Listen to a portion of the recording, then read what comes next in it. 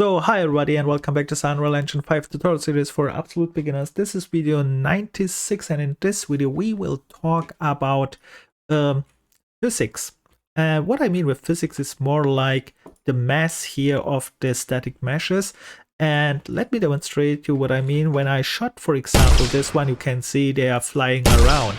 And that is one example of physics. And physics means all time it is combined with force and then it simulates or simulates not. So, but before we go on, I want to show you one more thing. What we are going to cover in this first person template. One thing is we will recreate all these inputs here. We just create them from scratch so that you can see how to create your own inputs for your own game, so you have not to rely on that, or you can just use them and change them or add them. This is what we will do probably in the next video. And there is one more thing, and here we recreated here in our collectible items, which is our rifle. We created all this code, we understand all. The only thing which we have not covered so much is this last part, play montage. Let me open this one here. And you can see a play montage. Let me go back fast. Let me open this one here and show you this one here. A play montage is similar like a animation sequence, and we have talked about animation sequence so much.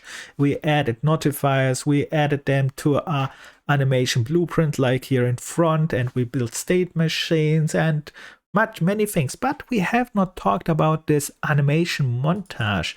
And an animation montage in short is a way how you can combine sequences in this one play. So you can use here many sequences, and then and then we can use different kind of sequences, different kinds of notifiers, and create with that like a new sequence, but it is called animation montage because it includes more sequences. So that probably will cover as well in 2 videos after this one. And now we are concentrating on our topic for this one, which is we are talking about physics and math. In my last video I wanted to show you, for example, when I shot this wall here, that it's flying away, and this one here right here, it's not flying away. And the reason for that was this static mesh here has no turned on simulate physics. So I select this static mesh here, for example, then I go here on my right side to details, and then you can click here right here simulate physics, and in the physics section you can click also here physics, and it will jump to the physics section. And here we have different kind of options. We will go through of some of them, not all of them, because most you have to read probably yourself, and then you have to find simulate physics. And because I can't find it instantly, that's why I write here sim, and it jumps here, and I activate this. This is the first step. So now this static mesh is now we can simulate physics, which means I can use my weapon, and my weapon projectile as a force, right? If you remember, this projectile adds a force on hit. And the problem, which is not simulating anything here, is because my hit is too weak. You can see it is just too weak. And interesting is this wall is this other wall here I have activated their physics as well, is almost flying away. And you see now it worked. So how I can change the power? There are different ways. One way is we select again our wall static mesh. We go here to our physics section, and there is something called a mass. And here is a default value behind the scene, but you can set this default value on own. So you click here this mass in kilogram, and let's say this is now 100. Let's keep this default value. I save, I start, I go here, and now look, I shot and this thing is flying around like hell because Now this 100 is very soft, like this other ones here. And this one is behaving a little bit strange. You see that? That one was behaving different than this one. And we are talking about this one, why it is strange behaving. So when you click, for example, on this box here, and I set the mass here also to 100 kilograms, and I click on this one here, and I set the mass here in details also to 100 kilograms. So in this kind of things, they are the same. But when we scroll down, I set here this constraint. So this axis, they should be locked. So the which means constraints means it should not. Yes, it is not allowed to simulate physics on this axis which are locked. So for example, here I locked the z-axis, which is up and down, and here y-axis, which is left and right. And when I shot to this yellow thing here, it will not go up or down. It is going only in one direction, which is forward. On the other hand, this one here has no constraints. It can go up, down, and wherever.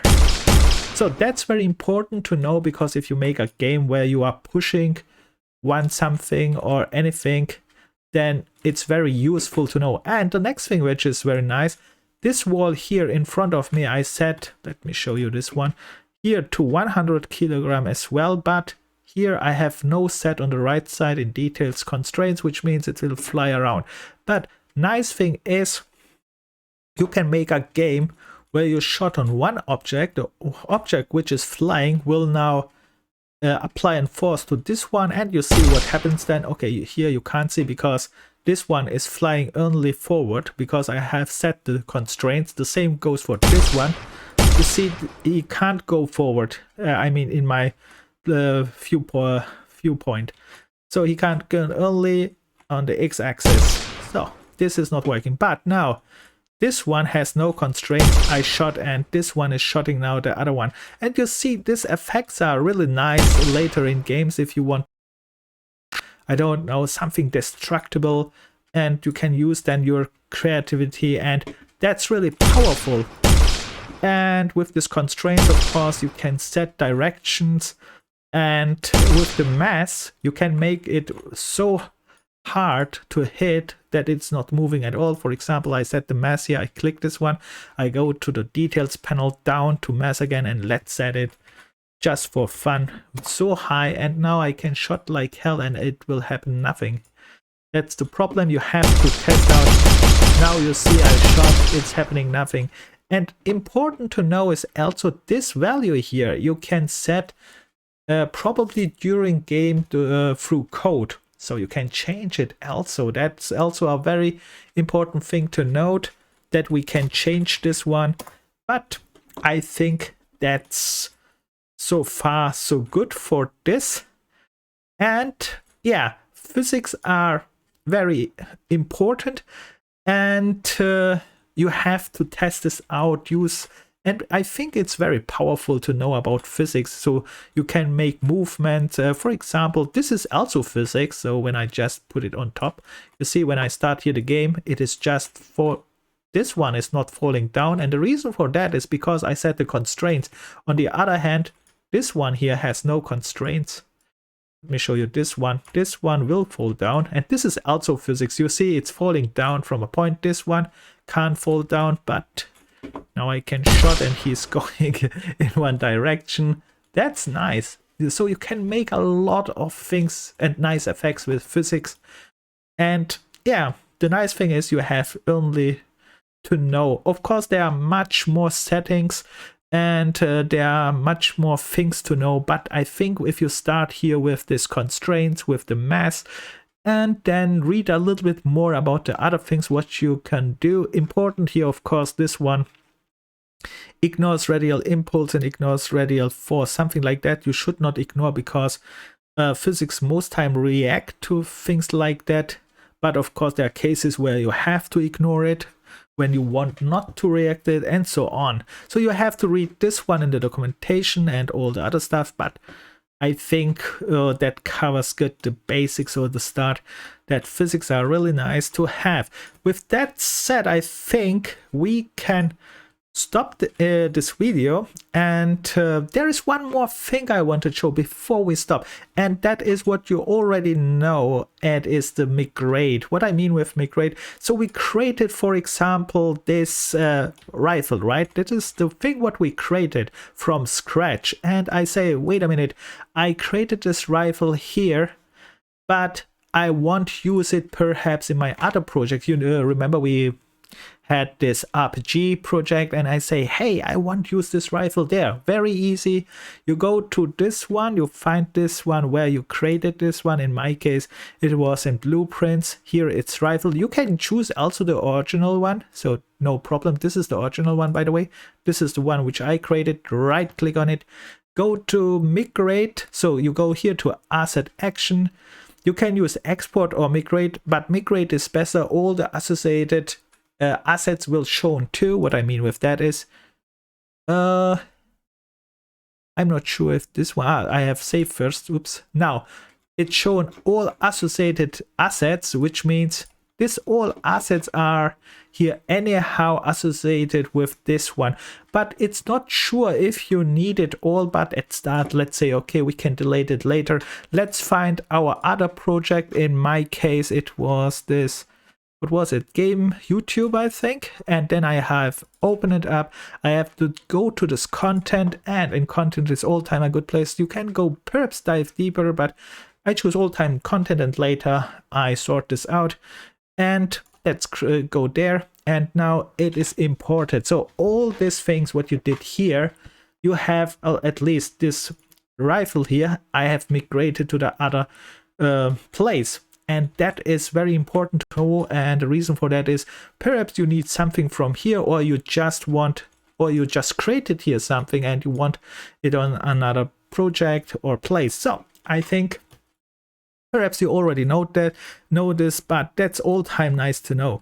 So, and with that said, I stop here, and in the next video we are talking a little bit about this montage, and then about a little bit this creating this inputs, recreating, so you have an idea how to create inputs. That's also very important in our game.